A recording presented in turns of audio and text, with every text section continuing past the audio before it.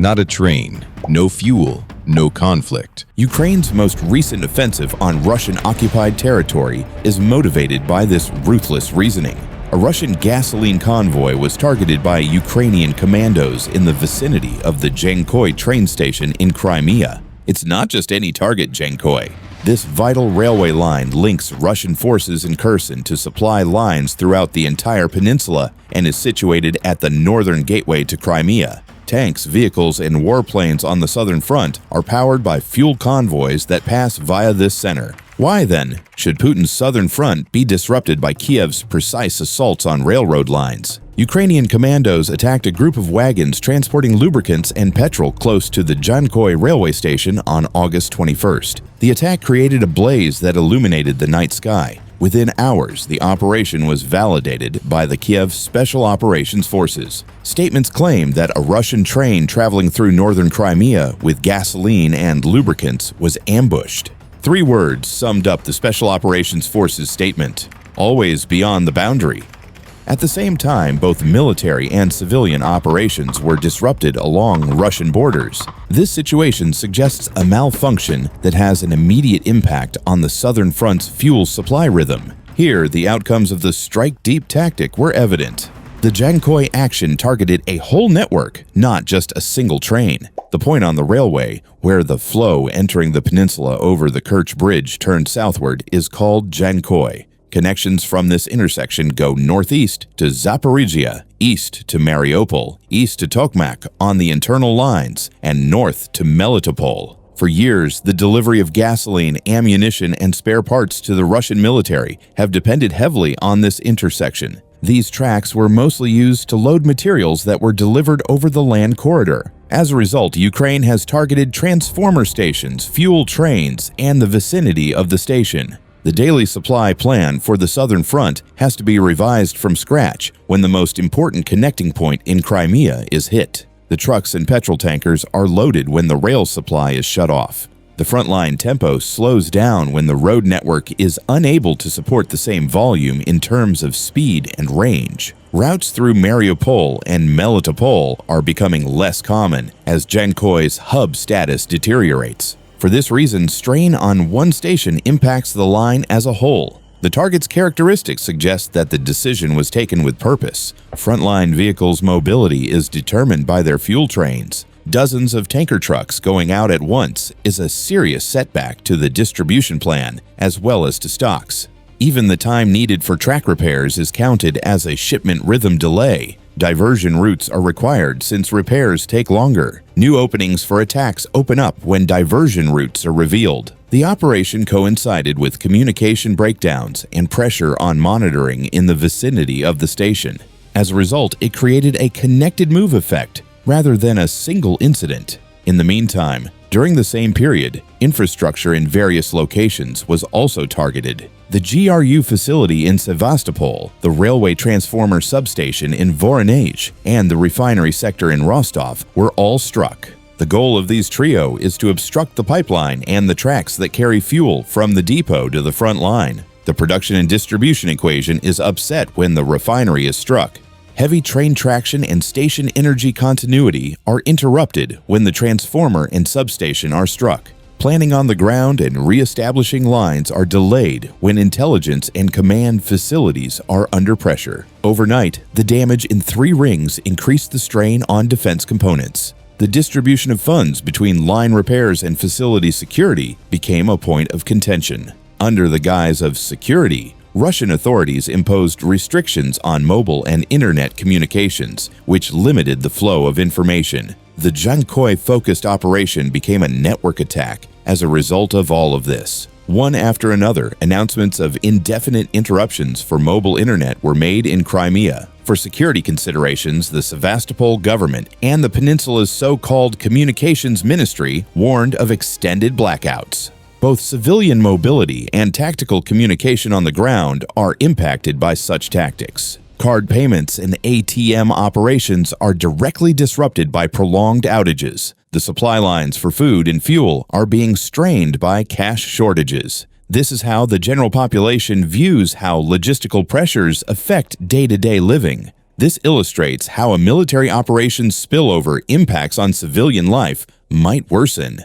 Information gaps feed supposition as outages continue. In supply chains, speculation can lead to waves of shopping panic. Consequently, internet outages in Crimea are now considered an economic aspect in addition to a security measure. The financial impact of mobile network restrictions is becoming evident due to the proliferation of card and ATM problems throughout Crimea. Supermarket cash registers are experiencing payment system hiccups and delays. Throughout the week, there have been more complaints about individuals needing to go outside the city to find money. Gas station payment traffic has been slowed as a result of this disruption. Fuel supply fluctuations are a result of outages and logistics colliding. The news on the peninsula has been dominated by headlines concerning the lack of AI-95.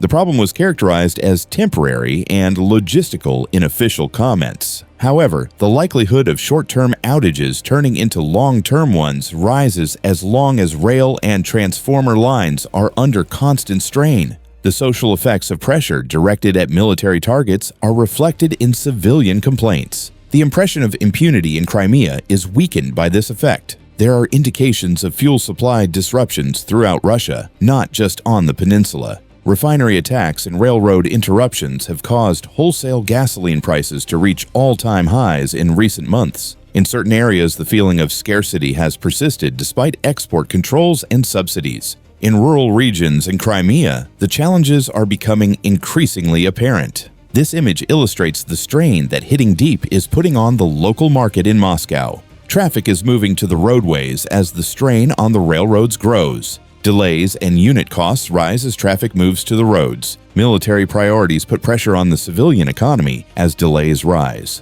Queues and price increases are the result of the pressure on the civilian market. As a result, the same dilemma shows itself in both the military and the economy. There were also reports that lines in the Zaporizhia region were shut down before the night in Dzhankoy. Between Urozhain and Tokmak, a gasoline train was said to have been wrecked, leaving the tracks useless. The line needed to be repaired according to field notes and photos. Even transportation in the area could not avoid drone and sensor surveillance at night.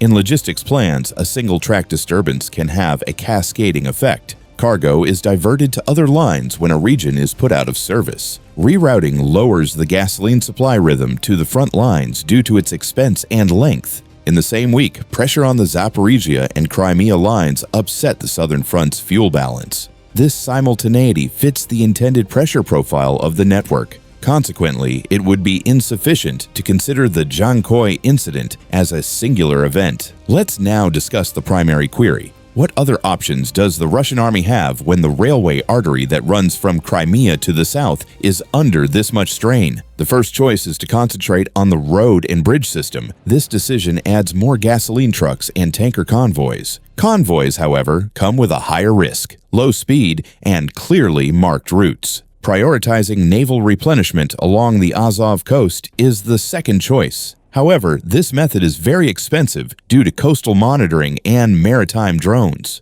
The third alternative is to expedite repairs and activate railway bypasses from further north. Heavy machinery, an energy source, and safe working conditions are needed for this. This is too much for the overburdened network to handle every day. The Russian Southern Group's operational tempo is effectively and indirectly decreased by targeting gasoline trains. The same source is used for the daily consumption of armored units, the capacity of truck routes, and the rhythms of airbase resupply. Commanders are forced to take dangerous cost-cutting measures when this source is disrupted. Decreased maneuverability and sortie rates are the results of these savings. Once cutbacks start, defense becomes the focus of the program. This change is reflected in the battlefield, where there are more drone assaults and less artillery fire. Even the cost of holding positions goes up when there is a lack of fuel. Simple yet important features like supply circulation, generators, and heaters are broken down. The following assault window is made possible by each breakdown. The logistical network needs to be safely reconstructed in order to break this chain.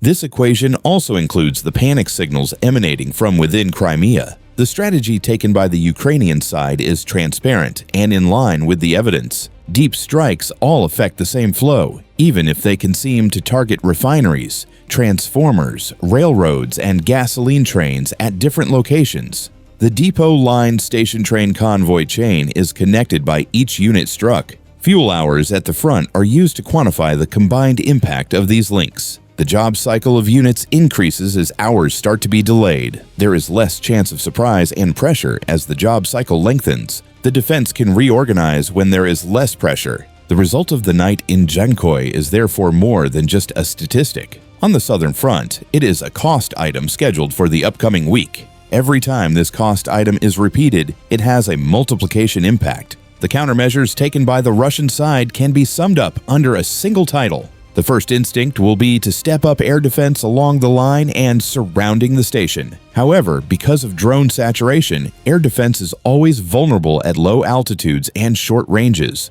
both on approach routes and at the station. Electronic warfare can be successful, but scrambling and jamming also interfere with their own command and control processes. To speed up rail repairs, heavy machinery and labor are needed. An additional layer of security is necessary for these to operate safely. Target clusters are created by turning attention to roadways. Along the coast, the possibility of resupply from the sea creates additional hazards. To put it briefly, each defensive move introduces a new vulnerability. The entire peninsula has seen a change in priorities from operational efficiency to security as a result of the pressure on Dzhankoy and the surrounding area. Planned flow is now less important than emergency repairs and protection.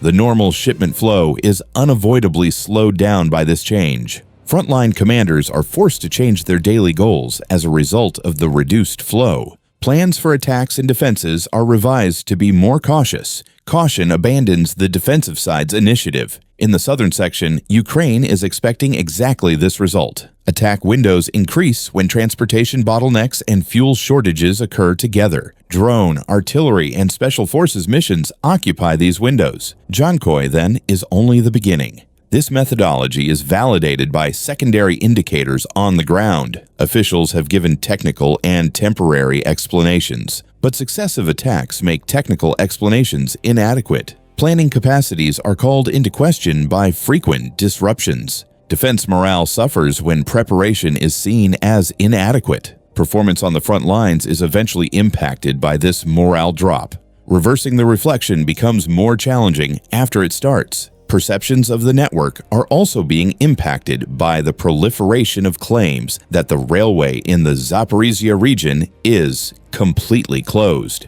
Technically, complete closure depends on repair and bypass times. Nevertheless, the risk premium for all supply chain users is raised by such news. Carriers even reschedule night movements when the risk premium increases. Shipment numbers decline as plans alter. The need for frontline priority rises as volumes fall. The same question will be asked from several angles after the night in Crimea. Refueling train, storehouse, transformer, or railway? The flow, not the goal, holds the solution. Plans at the front are updated every day when the flow is disturbed. Plan revisions increase the margin of error. New windows open when the margin of error increases. The most prepared units and the fastest drones occupy these windows. The pressure is maintained on the prepared side. Dzhankoy has consequently turned into a threshold test for Crimea's assertion of connectivity.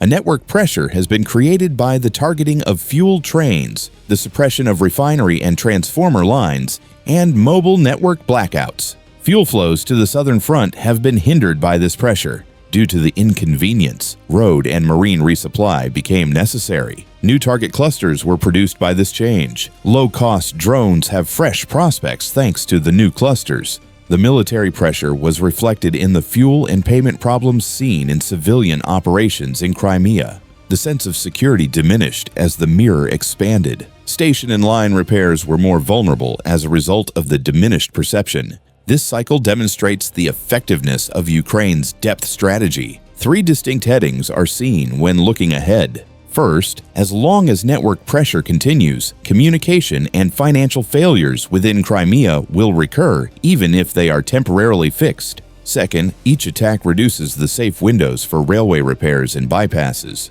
Third, target visibility improves as the fuel tempo on the southern front depends on convoys and maritime resupply. The defending side gains operational initiative when these three factors are combined. Sustainability, not a single shot, is the problem for Ukraine. The goal of sustainability is low cost but frequent repetition. The impact of repairs is lessened by frequent recurrence. Strategic pressure is increased with a shorter impact. This is the complete image. Crimea has evolved into a supply equation rather than merely a physical region. In this equation, continuity rather than distance is the unknown. With inexpensive platforms, Ukraine has found a solution to the distance issue. The network is currently in the process of becoming unsustainable through continuity. The cost of the repair-maintenance trade-off increases during this stage. Frontline performance is burdened in a delayed but permanent way by the more costly trade-off. It is difficult to reverse this long-term burden once it has been created. In war plans, time is a luxury. Without this luxury, the opposing side's approach becomes more focused. The loss of initiative is the tangible result of a more limited approach. How would the Southern Front's daily rhythm alter if this network pressure keeps up its current rate for a few more weeks? Does the repair still have meaning if a portion of the line is fixed, then targeted again that same evening? How much longer can supply channels by land and water afford to be obscured? What social behavior effects can communication and payment disruptions have in Crimea? Where do you think the idea of untouchability will end when important nodes like Dzhankoy continue to face pressure? To what extent will the frontline results be delayed, and how will this cause planning to be disrupted? New developments and solutions to these topics will be revealed in the days ahead. We will be better able to identify the weaker links in the network as solutions become available. The strategic decision between continuity or intensity will become more apparent as we see more. Your participation directly improves the quality of the information. Therefore, let's broaden the conversation with your thoughts in the comments. I appreciate you watching.